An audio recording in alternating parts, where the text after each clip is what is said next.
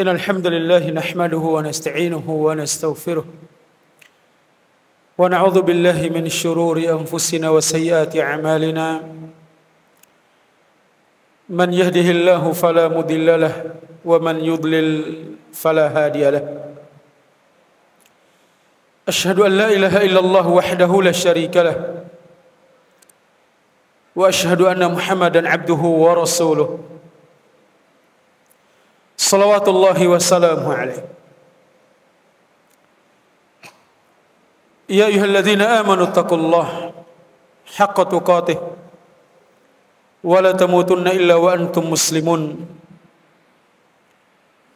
يا أيها الذين آمنوا اتقوا الله وقولوا قولا سديدا يصلح لكم أعمالكم ويغفر لكم ذنوبكم ومن يطع الله ورسوله فقد فاز فوزا عظيما أما بعد فإن أحسن الكلام كلام الله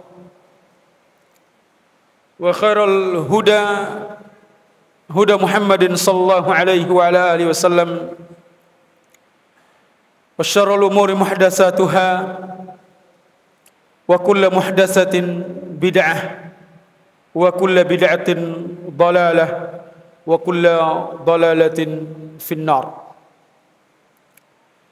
أيها الإخوة رحمني ورحمكم الله. Alhamdulillah, pada kesempatan malam hari ini kita masuk malam yang ke-26 bulan Jumada Ats-Tsaniyah tahun 1446 Hijriah. Yang alhamdulillah pada malam hari ini kita kembali berkumpul di dalam majlis yang mudah-mudahan Allah Subhanahu wa taala menambahkan bagi kita ilmu yang bermanfaat dan menjauhkan kita dari ilmu yang tidak bermanfaat. Ikhwatal iman rahimani wa rahimakumullah. Berbicara tentang perayaan hari besar di luar Islam, demikian juga perayaan tahun baru, apakah itu tahun baru Hijriyah, lebih-lebih tahun baru Masihiyah. Ini bukan pembicaraan yang baru, pembahasan yang baru. Ini pembahasan yang lama, pembahasan klasik, dan terus berulang dibahas, disampaikan agar kita merenungkan terkait dengan dampak dari perayaan-perayaan. Berbicara tentang perayaan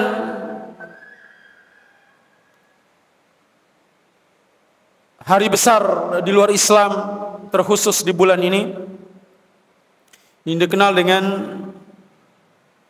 Natal. Ini bukan persoalan sederhana bagi umat Islam. Ini merupakan masalah prinsip yang kita tidak akan banyak mengulas kembali, karena ini pembahasan sudah terus disampaikan dan kita dengar, dan umat Islam sudah sering membaca, mengikuti penyampaian-penyampaian yang ada. Namun persoalannya sejauh mana mereka mau taslim terhadap apa yang disampaikan. Karena berbicara tentang Natal itu sendiri, kita tidak berbicara tentang perselisihan kapan Isa dilahirkan. Yang jelas di dalam surah Maryam disebutkan bahwasanya Isa alaihissalatu wassalam itu dilahirkan di musim panas. Dan kita tahu musim panas itu terjadi di pertengahan tahun. bukan terjadi di penghujung tahun. Justru di bulan Desember ini, di penghujung tahun, itu terjadinya musim dingin di seluruh negeri atau negara yang mengalami musim dingin, termasuk di negeri Syam. Ini puncaknya musim dingin sekarang. Dan di dalam surah Maryam, Allah Subhanahu wa taala menyuruh Maryam itu untuk menggoyangkan pohon kurma supaya berjatuhan buahnya yang ranum untuk dimakan. Dan kita ketahui rutab, buah kurma yang ranum itu tidak didapatkan kecuali di musim panas, bukan pada musim dingin. Musim dingin sudah berlalu dan bukan saatnya kurma untuk berbuah. Dan ini merupakan bantahan yang jelas bahwasanya bulan Desember ini bukan bulan kelahiran Nabi Isa alaihi assalatu wassalam. Terlepas dari itu, berbicara tentang perayaan Natal itu sendiri, kita sampaikan dan harus dipahami oleh seluruh kaum muslimin. Dan kita sampaikan, ini dampak dari ucapan bahwasanya mengucapkan, menyampaikan selamat Natal itu sendiri setidaknya memiliki beberapa konsekuensi. Di antaranya, kita mengakui bahwasanya Nabi Isa adalah putranya Allah Azza wa Jalla, putranya Allah Subhanahu wa taala. Kalau kita mengatakan ini membatalkan bacaan kita surah yang menjadi langganan kita, terutama dalam salat-salat sirriyah, suratul Ikhlas. Allah Subhanahu wa taala katakan apa? Lam yalid wa lam yulad. Allah itu tidak melahirkan dan tidak dilahirkan. Maka dengan kita mengakui atau mengucapkan selamat Natal, ini mengucapkan apa? Mengakui selamat atas kelahirannya anak Tuhan. Sementara kita mengakui Allah itu tidak melahirkan. Ya. Ini yang pertama.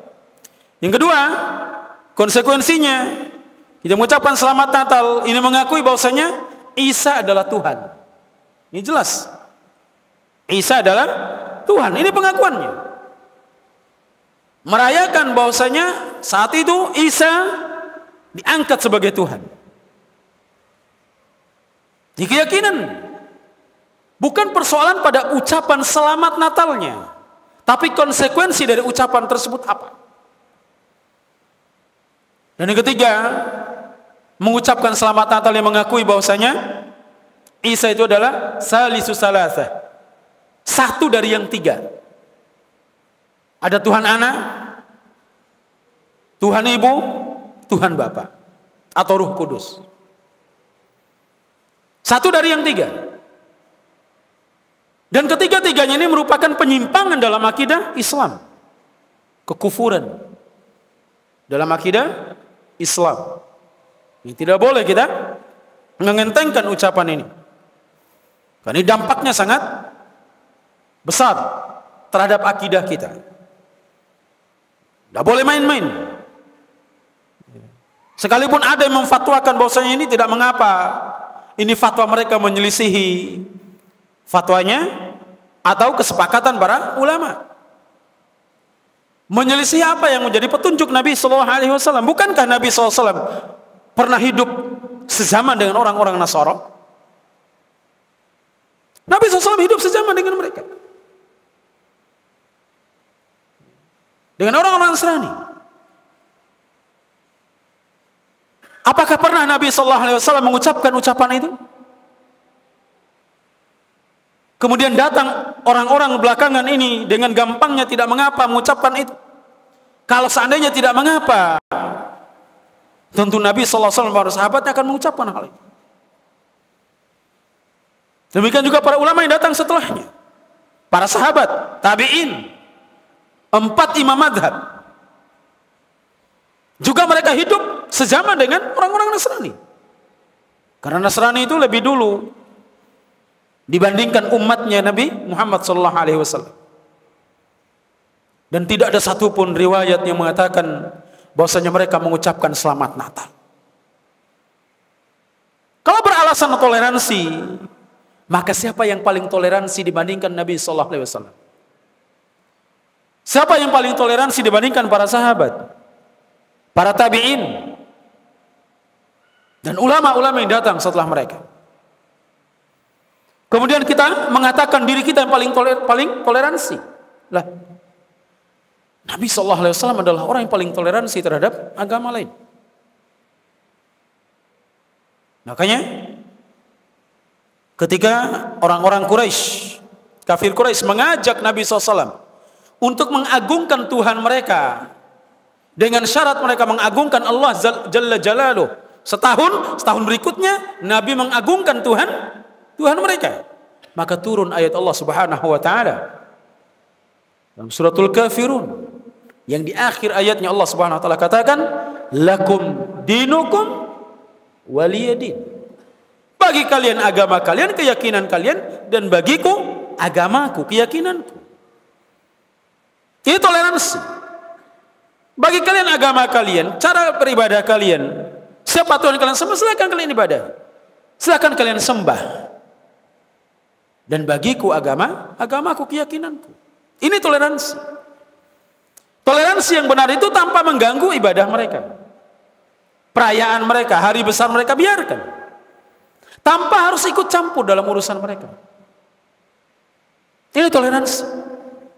Bukan toleransi itu kebablasan mengikuti cara dan tradisi mereka, ikut merayakan perayaan mereka, bahkan ikut beribadah dengan cara ibadah mereka. Ini bukan toleransi. Ini kebablasan dalam berkeyakinan. Ini merusak akidah Islam. Karena akidah Islam tidak diajarkan seperti itu. Ayo ikhwah rahimani wa rahimakumullah. Demikian juga berkaitan dengan tahun baru. Ya. Tahun baru bagi kita, bagi umat Islam ini, penanggalan yang harus kita perhatikan adalah penanggalan apa? Hijriyah. Namun amat disayangkan banyak di antara kaum muslimin yang kadang tidak memberikan perhatian terhadap penanggalan Hijriyah. Biasanya kalau kita tanya, ini tanggal berapa? Yang terlintas pertama kali dalam pikirannya apa? Tanggal penanggalan Masehi. Kalau misalnya sekarang ditanya, sekarang tanggal berapa? Langsung 27 Desember. Iya kan? Ini bukan hanya kepada orang-orang awam. Pada ikhwan, akhwat yang sudah lama mengaji pun demikian. Ditanya tanggal berapa? Yang terlintas, yang keluar pertama kali itu langsung penanggalan Masehi. Padahal itu tidak ada kaitannya dengan umat Islam sama sekali. Penanggalan yang berkaitan dengan amal ibadah kita, terutama ibadah puasa, ibadah haji, ibadah kurban, itu penanggalan Hijriyah. Kapan kita puasa Ramadan, kapan kita melaksanakan sholat Id, kapan kita Idul Kurban, kapan kita haji, kapan kita melaksanakan puasa Ayyamul Bid. Bagaimana kita akan melaksanakan puasa Ayyamul Bid kalau kita tidak mengikuti penanggalannya? Amat disayangkan banyak kaum muslimin yang tidak memberikan perhatian terhadap penanggalan Hijriyah. Terlepas dari pembahasan penanggalan Hijriah dan Masehi, kita berbicara tentang perayaan tahun baru. Entah itu penanggalan Hijriah maupun Masehi. Bergantinya tahun, ayo ikhwah rahimani wa rahimakumullah. Tahun ke tahun, bulan ke bulan. Ini merupakan tanda-tanda dari tanda-tanda kekuasaan Allah Jalla Jalaluh, yang seharusnya kita renungkan, menjadikan pelajaran. Ayo ikhwah rahimani wa rahimakumullah. Ketahuilah bahwasanya perjalanan waktu yang silih berganti, seperti tahun yang berlalu, bulan yang berlalu, itu kita jadikan pelajaran berharga untuk kita renungkan. Karena apa? ada satu tahun pun yang berlalu,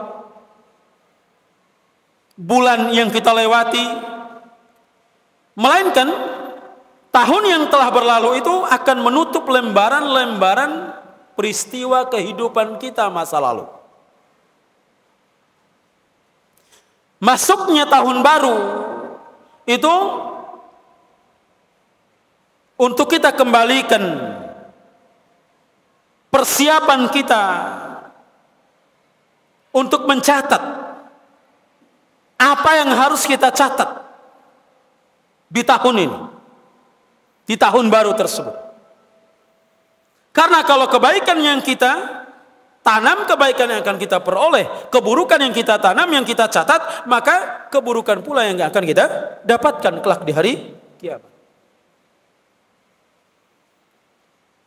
Jadi persoalan pergantian tahun itu bukan pada persoalan bagaimana kita merayakannya, awal dan akhir daripada tahun baru, tapi berbicara inti persoalannya, bagaimana kita telah menanam di tahun yang telah kita lewati dan apa yang harus kita tanam di tahun yang akan datang. Ini inti persoalannya.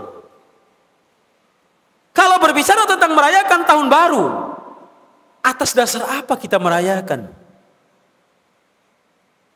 Yang membuat kita berbahagia pada malam itu, sudah enggak tahun sebelumnya yang kita lewati itu kita lewati dengan kebaikan-kebaikan yang menjadi pemberat timbangan kebaikan kita kelak dari kiamat? Atau ternyata tahun yang telah berlalu yang kita lewati itu ternyata banyak keburukan-keburukan dan kesalahan-kesalahan serta dosa yang kita lakukan? Bukan justru merayakannya. Kita merayakan itu kebahagiaannya atas dasar apa? Ini tanda tanya besar. Apa yang kita rayakan?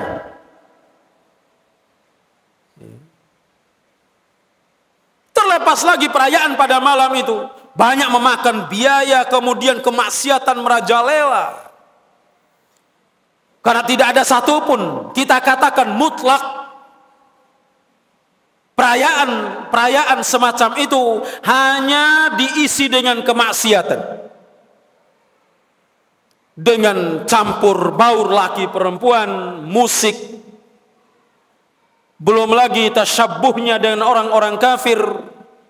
Karena pada dasarnya tahun baru Masehi ini merupakan warisan dari Majus, orang-orang Majus. Dikenal dengan Nairus di tahun barunya mereka, orang-orang Majus. Makanya kenapa identik perayaan tahun baru itu dimeriahkan dengan kembang api. Kembang api ini namanya api. Api ini adalah Tuhannya orang-orang Majus. Tuhannya orang-orang Majus. Nah, umat Islam merayakannya dengan berbagai cara. Ada yang dengan trompet, ini alat ibadahnya orang-orang Yahudi. Digabung, berbagai keyakinan digabung pada saat itu. Siapa yang melakukannya? Umat Islam.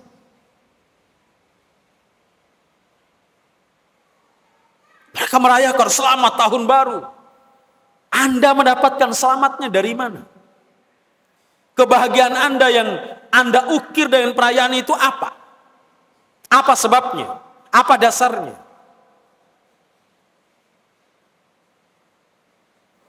Karena seharusnya bagi kita dengan adanya pergantian tahun itu menjadi bahan renungan bagi kita untuk introspeksi diri. Bukan untuk dirayakan. Apa yang telah saya ukir tahun lalu? Bagaimana catatan amal saya pada tahun yang lalu? Kira-kira membahagiakan apa tidak? Muhasabah. Sebagaimana kita sampaikan tadi di khutbah Jumat, hasibu anfusakum qabla an tuhasabu. Hisablah diri kalian. Hitunglah kesalahan-kesalahan kalian sebelum datang hari perhitungan. Selama setahun ini apa yang telah saya lakukan? Kalau ada kekurangan, ada cacatnya, ada aibnya, diperbaiki. ditutup, disempurnakan di tahun yang akan datang. Renungkan. Makanya seorang mukmin ayyuhal ikhwah rahimani wa rahimakumullah, dengan adanya pergantian tahun itu mereka akan tafakkur.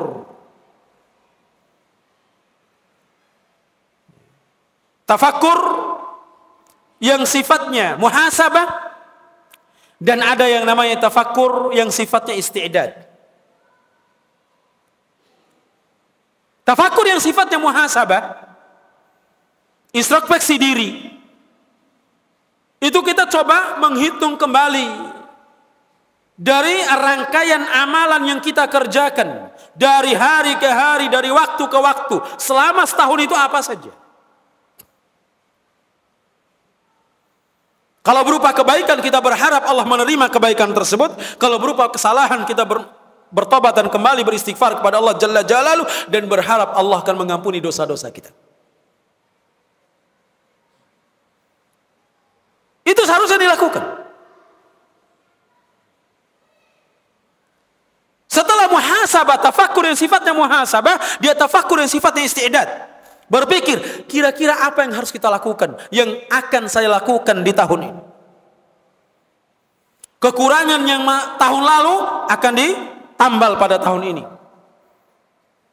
Perbuatan dosa dan kesalahan berusaha untuk ditutup pintunya serapat-rapatnya pada hari ini. Isti'dad. Dia punya rancangan. Dia menambah kebaikan-kebaikan di tahun ini yang mungkin terlewatkan pada tahun sebelumnya. Dari sisi dia perbaiki akidahnya kalau ada kekurangannya, perbaiki manhajnya, perbaiki ibadahnya, perbaiki muamalahnya. Yang ternyata pada tahun sebelumnya dari sisi ibadah kita masih kurang, terutama ibadah-ibadah sunnah. Tahun ini kita harus punya tekad, persiapan untuk perbaiki diri dengan bisa meningkatkan amal-amal ibadah kita. Ini sikap seorang muslim. Ini sikap seorang mukmin. Bukan beli trompet, beli kembang api, cari spot tempat berkumpul, foto-foto, kadang melakukan kemaksiatan, waliyadzubillah, terjadi perzinahan, khamar dan yang lainnya. Apa yang kita peroleh? Pergantian tahun itu kita harus apa? Memperbaiki keadaan kita dari tahun sebelumnya. Bukan justru menambah rusak amal-amal kita. Dia melakukan dosa-dosa. Belum lagi kita menghambur-hamburkan harta bukan pada tempatnya. Yang nanti harta ini akan dimintai pertanggungjawaban. Untuk apa kita habiskan harta? Kita beli trompet, beli kembang api. Apa manfaat?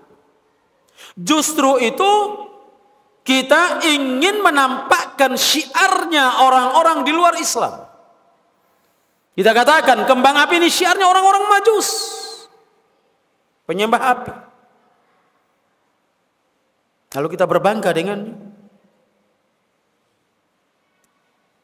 Di mana ciri khasnya sebagai seorang muslim sejati, mukmin sejati?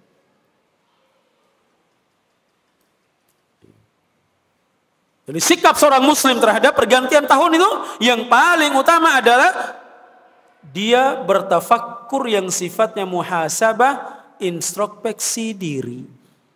Dan yang kedua adalah tafakkur yang sifatnya isti'dad. Bagaimana dia mempersiapkan yang harus dia lakukan dari kebaikan-kebaikan yang ada di tahun yang akan datang. Bukan menghabiskan harta yang tidak ada manfaatnya. Berkumpul menghabiskan waktu yang kita akan dimintai pertanggungjawaban atas waktu yang kita habiskan.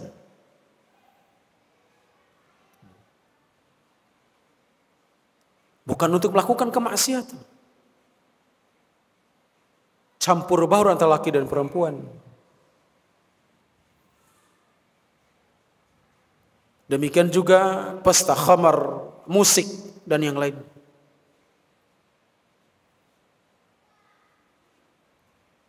Tidakkah kita takut kalau seandainya pada malam itu kita diwafatkan oleh Allah Jalla Jalaluh?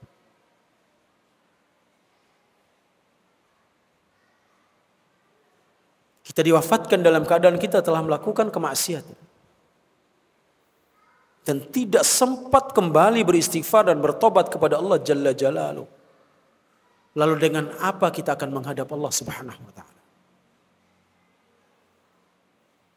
Makanya setiap kali kita ingin berbuat dosa, kita ingat, jangan-jangan ini perbuatan dosa yang saat ini saya akan dicabut nyawanya oleh Allah Azza wa Jalla.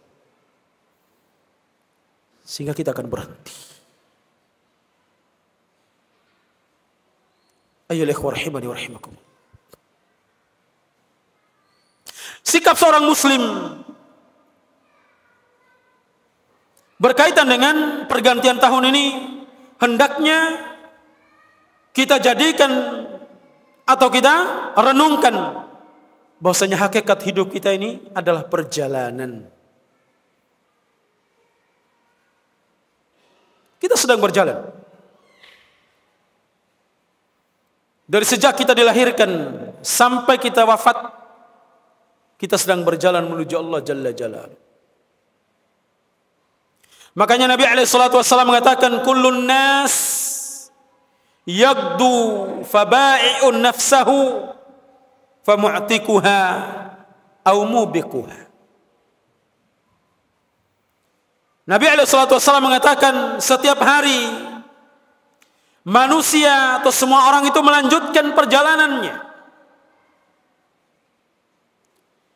Mereka mempertaruhkan dirinya, jiwanya. Famu'tikuha, ada yang membebaskan dirinya. Membebaskan dirinya dari api neraka. Amubikuha, atau ada yang mencelakakan dirinya. Jadi seorang muslim harus tahu bahwasanya kita hidup ini hakikatnya adalah perjalanan menuju Allah Jalla Jalaluhu. Maka setiap manusia, setiap hari itu sedang dalam perjalanan, sedang menjual dirinya.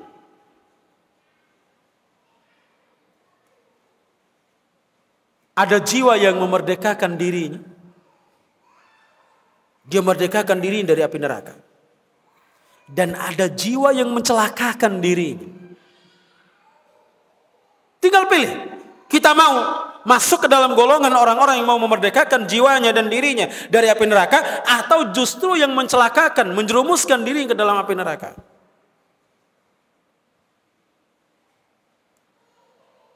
Nabi SAW memberikan arahan kepada kita.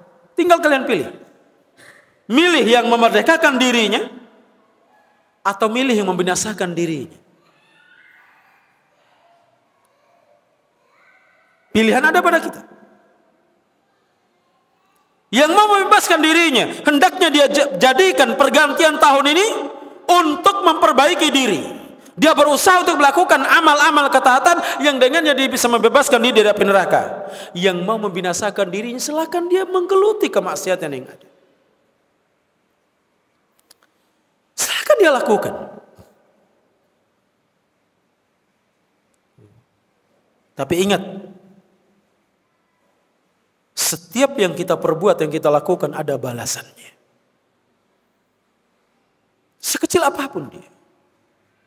فَمَنْ يَعْمَلْ مِثْقَالَ ذَرَّةٍ خَيْرًا يَرَى وَمَنْ يَعْمَلْ مِثْقَالَ ذَرَّةٍ شَرًّا يَرَى.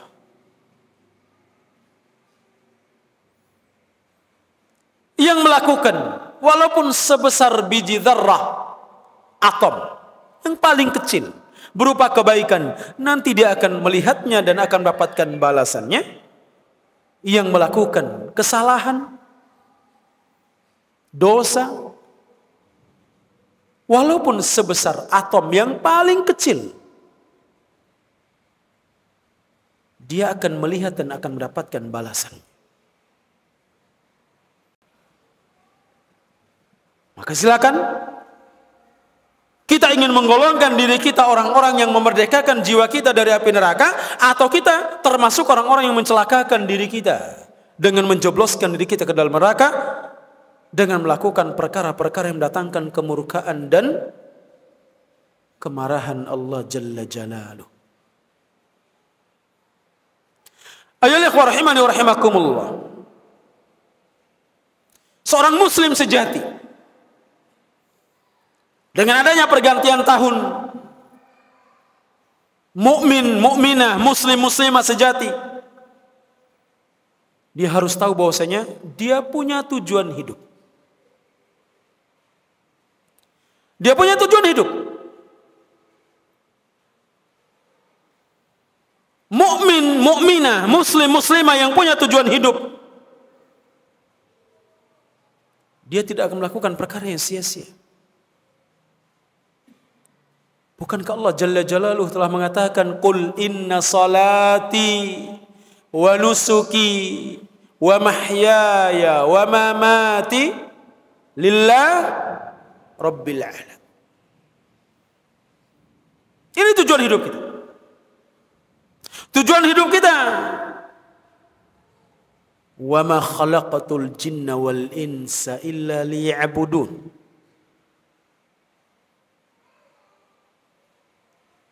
Katakan hidup dan matiku. Katakan salatku, ibadah nusukku, sembelihan. Hidup dan matiku lillah rabbil alamin.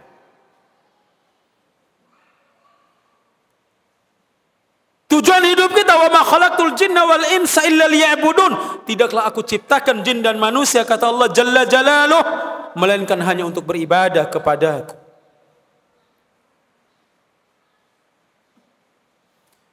Artinya, orang-orang yang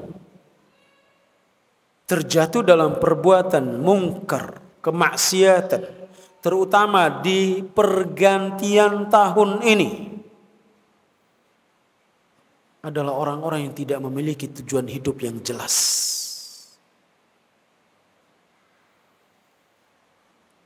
Mereka adalah orang-orang yang lupa apa tujuan mereka diciptakan. Lupa apa menjadi tujuan hidup mereka. Tujuan hidup seorang mukmin itu adalah bisa berjumpa dengan Allah Jalla Jalaluh dan mendapatkan tempat yang layak sebagai balasan amalannya, berupa surga Allah Subhanahu wa ta'ala.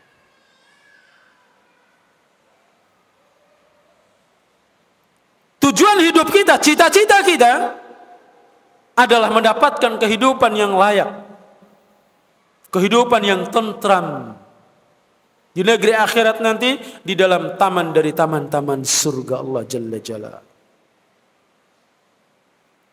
Maka orang yang tahu tujuan hidupnya, maka dalam hidupnya ini yang paling utama dia apa? Dia menghambakan diri kepada Allah Subhanahu wa ta'ala, bertakwa kepada Allah Jalla Jalaluh dengan melaksanakan segala bentuk perintah Allah Subhanahu wa ta'ala dan meninggalkan apa-apa yang menjadi larangan Allah Subhanahu wa ta'ala. Ayolah ikhwah rahimani wa rahimakumullah. Bergantinya tahun demi tahun itu menunjukkan bahwasanya usia kita semakin berkurang, bukan bertambah, semakin berkurang. Maka seorang muslim sejati dia renungkan, dengan bertambahnya tahun ini berarti dia umurnya semakin mendekati kepada kematian, bukan justru dia bersenang-senang. Anda keliru kalau Anda merayakan dengan pergantian tahun ini dengan kesenangan. Karena hakikatnya dengan bertambah tahun artinya usia kita semakin berkurang, semakin dekat kita kepada ajal. Maka seorang muslim mukmin sejati yang tahu bahwasanya hakikat bertambahnya tahun adalah berkurangnya usia, maka dia akan terus beribadah kepada Allah Jalla Jalaluh sebagaimana yang Allah Subhanahu wa taala katakan, wa'bud rabbaka hatta ya'tiyakal yaqin. Dan beribadahlah kepada Rabbmu, kepada Allah Jalla Jalaluh sampai datang kepadamu sesuatu yang diyakini. Sesuatu yang diyakini adalah al-maut, kematian. Dan kita semua akan mengalami yang namanya kematian tersebut. Namun yang sangat disayangkan, umat Islam di negeri kita yang mayoritas kaum muslimin, dengan adanya pergantian tahun bukannya dijadikan sebagai bahan renungan, bukan untuk menambah kebaikan, bukan untuk kembali bertobat kepada Allah Jalla Jalaluh, bukan untuk bersedih karena bertambahnya tahun artinya berkurangnya usia, tapi justru mereka terjatuh dalam perbuatan dosa dan maksiat. Campur baur antara laki dan perempuan ini bukan perbuatan yang baik, ini perbuatan dosa. Perbuatan dosa. Jangan menggampangkan berurusan dengan wanita, campur baur dengan mereka. Ini kadang kita menyepelekan. Yang seandainya di dunia pendidikan saja, kalau bisa dipisah, itu lebih utama, lebih selamat. Bukan karena interaksi antara guru dan murid dengan siswa, yang laki dengan perempuan, atau sebaliknya, banyak terjadi perkara-perkara yang dilarang dalam agama. Karena interaksi yang intens. Yang terjadi apa yang terjadi? Yang kita dengar beritanya, ini dilakukan oleh oknum guru terhadap siswanya atau siswinya, atau sebaliknya. Jangan diremehkan. Apalagi kalau melakukan hal-hal yang lebih dari itu, sekedar untuk ngajar saja bertatap muka. Seandainya kalau bisa negeri kita ini dipisah, kalau bisa kita ngajar di balik hijab, kalau seandainya tidak ada yang bisa menghandle, itu lebih utama, lebih selamat. Makanya jangan menggampangkan, terutama yang berprofesi guru. Hati-hati. Karena intensitas kita berjumpa dengan mereka, bertemu dengan mereka, bahkan tanpa hijab, ini potensi untuk terjatuh ke dalam perkara yang dilarang itu sangat besar. Apalagi yang lebih dari itu. Kadang ada guru yang kadang tidak peduli terhadap anak didiknya, dia berhijab apa tidak.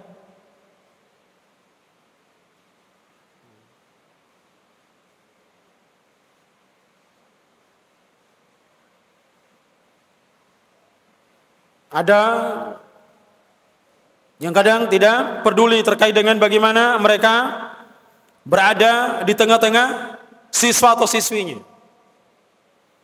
Ketika melakukan senam kah, olahraga apa saja. Ini hati-hati.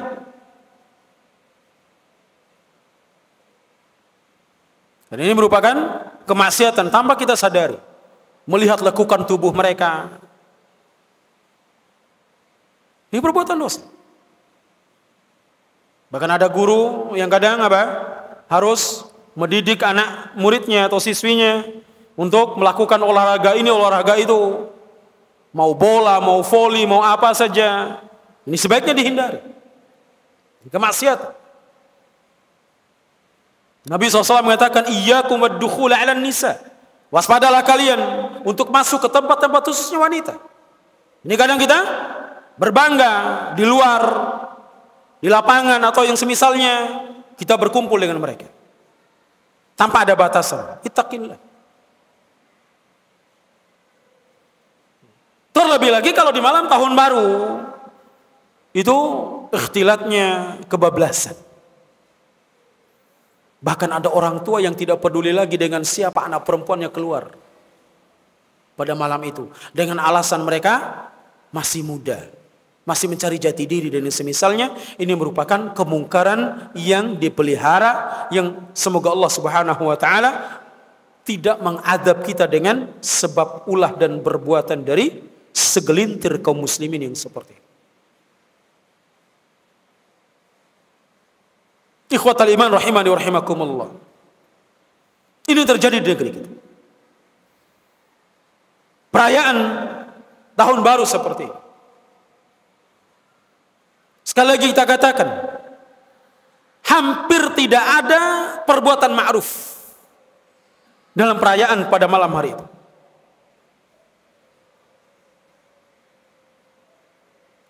Bagaimana kita akan mendapatkan yang ma'ruf sementara pada zat dari perayaan itu sendiri adalah kemungkaran? Kemungkaran. Apa ma'rufnya? Ada enggak ketika merayakan tahun baru diadakan kajian gitu? Kumpul di pantai adakan kajian, ada? Kalaupun seandainya ada, maka itu sebaiknya dihindari. Karena itu merupakan momen di mana orang-orang di luar Islam merayakan hari besar mereka.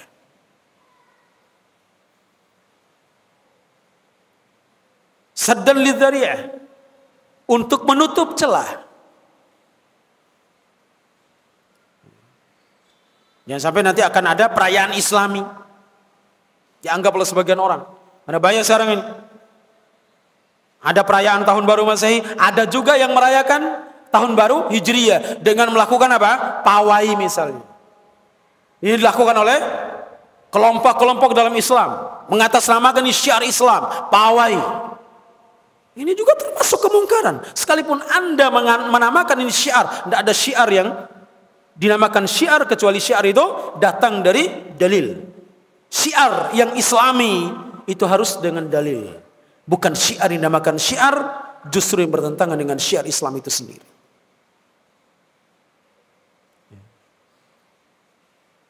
Jadi ayolah rahimani wa rahimakumullah.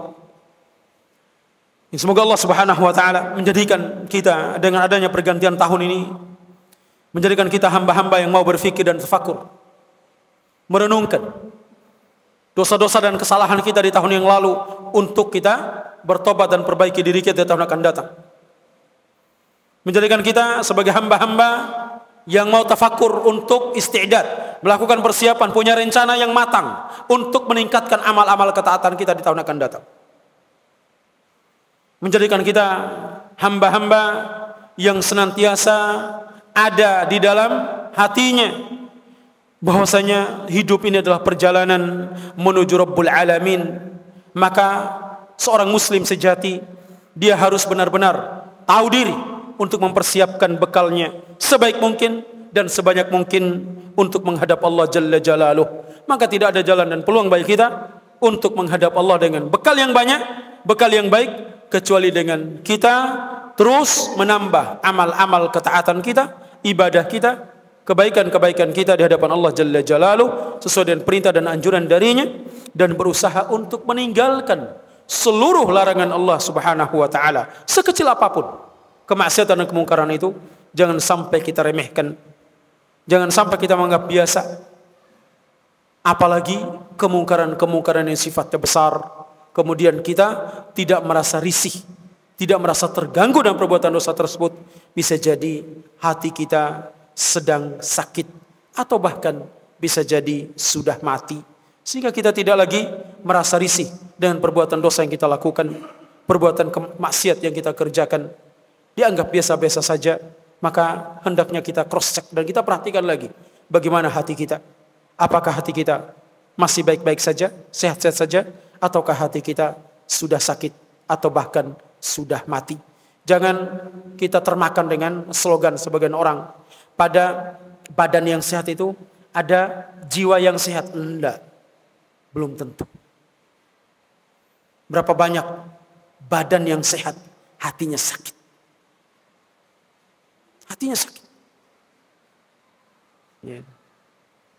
Yang harus kita lebih perhatikan, yang kita pedulikan, yang paling utama adalah jiwa kita, hati kita. Sehatnya hati kita, sehatnya jiwa kita, itu yang akan membawa kebaikan buat kita, yang membawa keselamatan buat kita. Ya.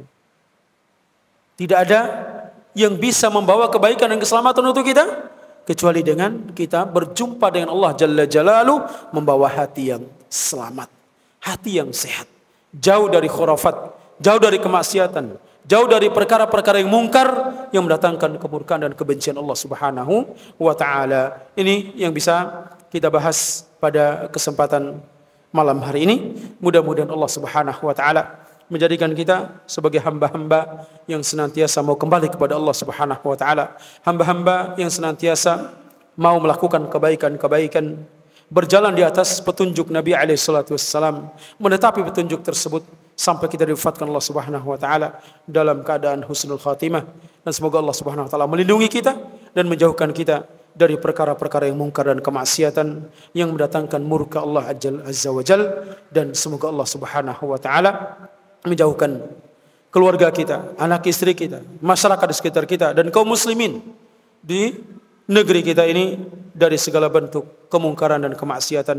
Dan semoga Allah Subhanahu wa taala memberikan petunjuk kepada kita semuanya, kepada seluruh kaum muslimin, kepada pemimpin-pemimpin kita, kepada jalan yang baik dan benar. Hadza wassallallahu ala nabiyyina Muhammad subhanakallahumma wa bihamdika asyhadu an la ilaha illa anta astaghfiruka wa atubu ilaik wa akhiru da'wana alhamdulillahi rabbil alamin. Wassalamu alaikum warahmatullahi wabarakatuh.